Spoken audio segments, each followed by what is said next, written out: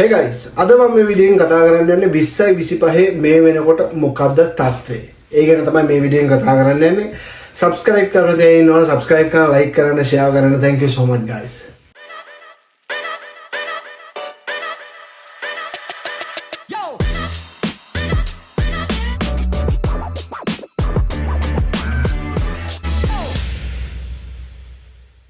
Hi guys, welcome back to my channel. අද මම මේ වීඩියෝෙන් කතා කරන්න යන්නේ 2025 මේ වෙනකොට අප්ඩේට් මොනවද? ගොඩක් අය මගෙන් කමෙන්ට්ස් දාලා අහලා තිබුණා.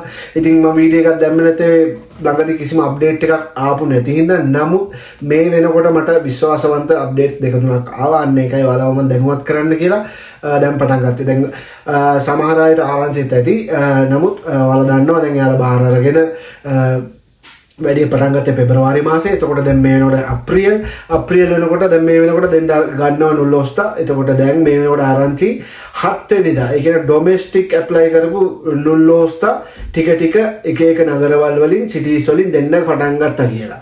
ඉතින් guys මම කලින් වීඩියෝස් වල කියලා තියෙනවා ඒ නගරවලට ලබා දෙන ක්වෝටාස් ප්‍රමාණය අනුව තමයි එයාලා නුල්ලෝස්තා ඉෂුව කරන්නේ.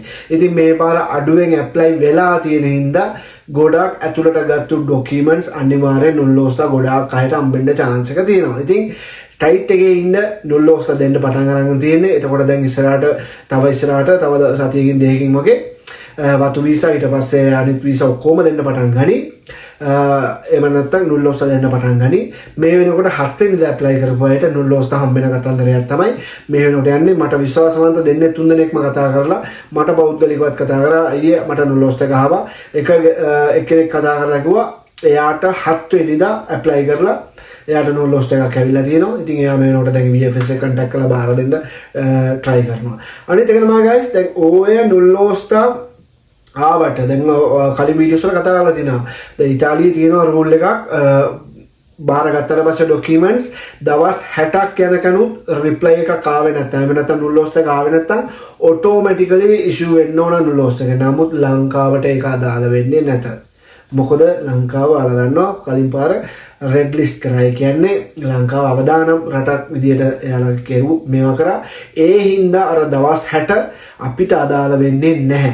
ඒක දවස් 60ට වඩා යන්නත් පුළුවන්, අඩුවෙන් වෙනත් පුළුවන්. දැන් මම කියපු කතා කරපු දෙන්නේ 3 දෙනෙක්ම එයාලට දවස් 60කට කලින් හම්බෙලා තියෙනවා. ඉතින් ඒ කියන්නේ සමහර නගරවල වලින් එයාලා වැඩ කරන විදිය වෙනස්. සමහර නගරවල ඉක්මනටම චෙක් කරනවා ඇප්ලයි වෙලා තියෙන ප්‍රමාණය අඩු නම් එයාලා මේ පුළුවන් තරම් ඉක්මනට එයාලා ඒවා චෙක් කරලා ලබා දෙනවා. ඉතින් ඔයාලා දන්නවා කලින් වීඩියෝස් වලත් කියලා දිනවා ආයෙත් කියනවා මේ පාර නුල්ලෝස්තා හම්බෙනවා කියන ගොඩාක් අයට වීසා අනිවාර්යෙන් වදින්න තියෙන chance එක ගොඩාක් වැඩි.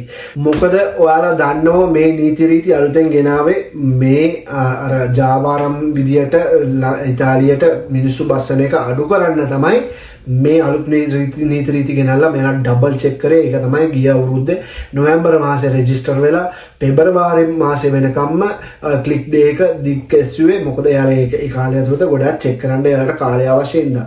ඒකට ප්‍රධාන හේතුව තමයි මිනිස් ජාවාරමක් විදියට ඉතාලියට කට්ටිය බස්සනවා කියලා තමයි ඉතාලිය රජයෙන් ඒක අඳුනාගත්තේ. ඉතින් ඒක අවම කරන්න තමයි මෙන්න මේ කැටගරිස් එයාලා ෆලෝ කරන්නේ. අන්න ඒකයි නුල්ලෝස්තා ටිකක් පරක්කුයි.